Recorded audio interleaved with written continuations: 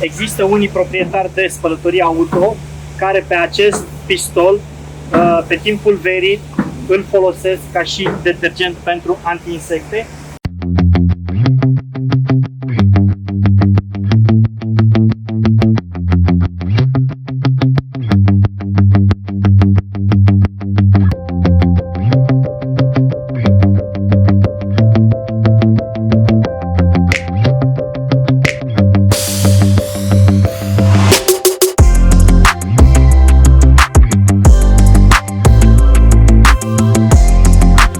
Salut, sunt Vali de la Dreamcraft Wash Systems și Ferroash.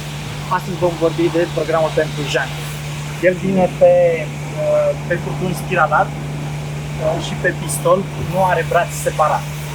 Este programul numărul 1, cu el trebuie să începem. După cum vedeți, el nu are o presiune mare și se dă doar în zona de jante sau capace.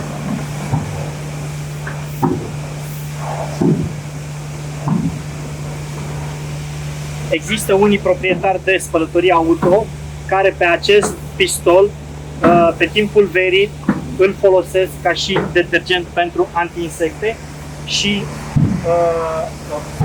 îl folosesc, utilizatorii trebuie să folosească în zona aceasta unde se adună insecte.